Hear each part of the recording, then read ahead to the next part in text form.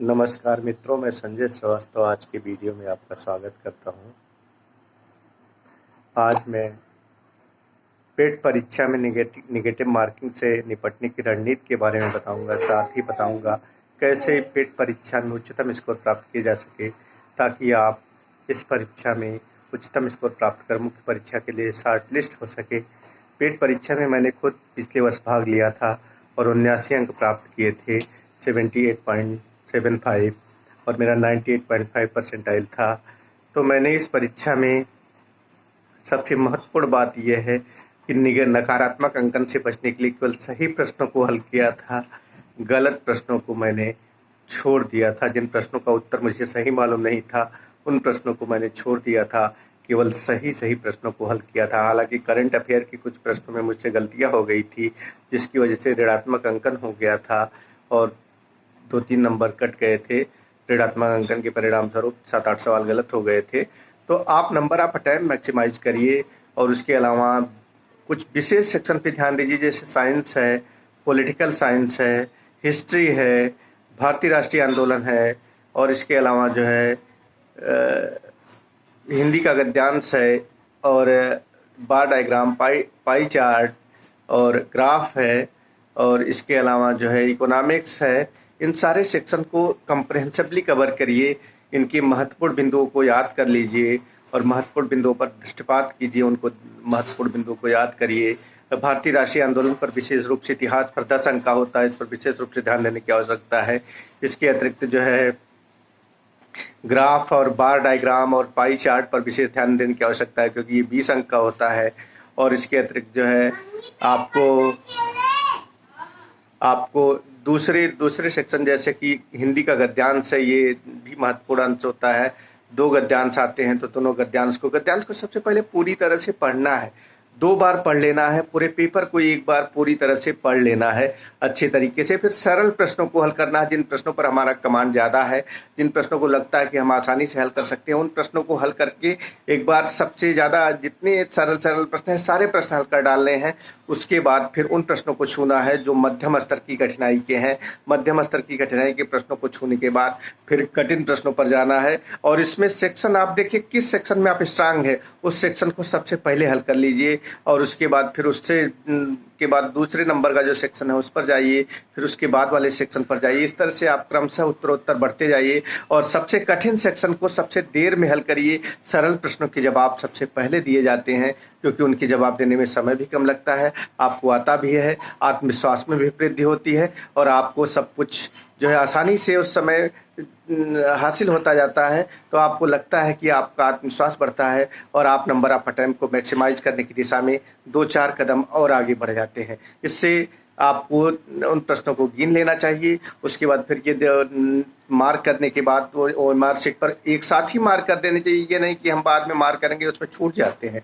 तो आप वो मार्क शीट पर मार्क कर दीजिए साथ साथ, और उसके बाद सावधानी से मार्क करिए। उसके बाद जो है बचे हुए प्रश्नों को हल करिए। फिर जो और कठिनाई स्तर जिनका जैसे जैसे बढ़ता जाता है वैसे वैसे प्रश्नों को हल करते जाइए। निगेटिव मार्किंग से निपटने के लिए ये जरूरी है कि आप उन्हीं प्रश्नों को हल करें जिस पर आपकी पकड़ ज़्यादा है, जो आपको सहजता से जिनकी जानकारी जिन पर आपकी ज़्यादा है। गलत प्रश्नों को कदापि न हल करें, सही प्रश्नों को केवल हल करें। और सही प्रश्नों को हल करने के बाद उन मध्यम कठिनाई के स्तर और दूसरे स्तर के सवालों पर जाए। 2 विकल्पों में संशय है तो उसमें आप रिस्क ले सकते हैं, लेकिन गलत प्रश्नों को कदापि हल मत करिए। आपको ये सलाह दी जाती है, गलत प्रश्नों को कदापि हल मत करिए, सही प्रश्नों को ही हल करिए। और उसके अलावा विज्ञान में लूसेंट की जो साइंस की बुक आती है, उसमें से विटामिन, रोग, विभिन्न विषाणु जनित रोग, कवक जनित रोग, जीवाणु जनित रोग, प्रोटोजोआ से होने वाले रोग, विटामिन की कमी, ब्लड ग्रुप, और ये सब चीज़ें सारी चीज़ें विज्ञान से।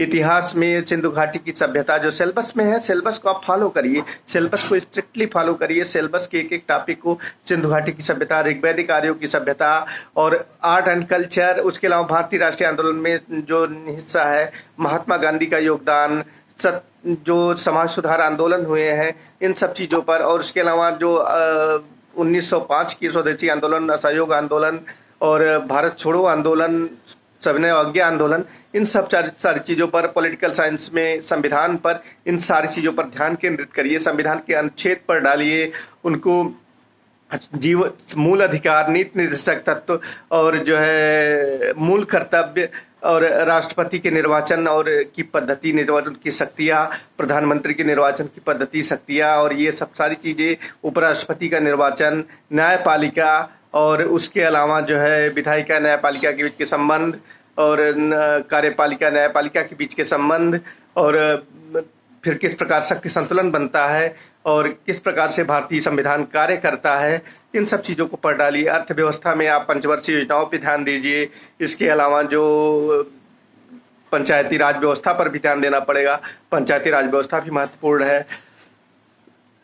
पंचायती राज व्यवस्था के विभिन्न टॉपिक को देख डालिए। किस समिति की सिफारिश पर पंचायत संवैधानिक जो दर्जा दिया गया, सबसे पहले त्रिस्तरीय व्यवस्था किस के द्वारा लागू की गई, फिर सबसे पहले पंचायत का उद्घाटन कहाँ पर हुआ, कि किस समय पर हुआ, किसके समय में हुआ, कहाँ पर हुआ और इसके अलावा सामुदायिक विकास कार्यक्रम, मनरेगा, इन सब चीज़ों पर भी ध्यान देना होगा। जो टॉपिक दिए गए हैं सिलेबस में, बार डायग्राम, पाई चार्ट, इन सब चीज़ों को कवर कर ली जाइए कंप्रहेंसिवली। और कंप्रहेंसिवली कवर करने के बाद जब आप एग्जाम में बैठेंगे तो आप अपने को अधिक सुविधाजनक स्थिति में पाएंगे और आपको टॉपिक को कवर करने में कोई दिक्कत नहीं आएगी। आप आसानी से प्रश्नों को हल करते जाएंगे। आप सिलेबस को एक पूरे प्रश्न को एक बार अच्छे से पढ़ लीजिएगा और ये प्रश्न, किसी प्रश्न को इसलिए मत छोड़ दीजिएगा कि आपको कठिन लग रहा है। सवाल को पूरा पढ़ लीजिएगा। हो सकता है बड़ा सवाल हो, आपको देखने में कठिन लग रहा हो, लेकिन उसका उत्तर चूंकि उसी में छुपा होता है, इसलिए आप आसानी से उसको हल कर सकते हैं।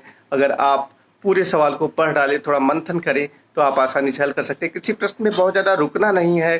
किसी प्रश्न को जो है एक बार पढ़ना है, अगर हो रहा है तो करना है, बहुत अधिक समय उसको नहीं देना है, प्रेस्टीज आप इशू नहीं बनाना है। और इन सब तकनीक को अपना करके आप जो है पिट परीक्षा में अधिक से अधिक अंक प्राप्त कर सकते हैं।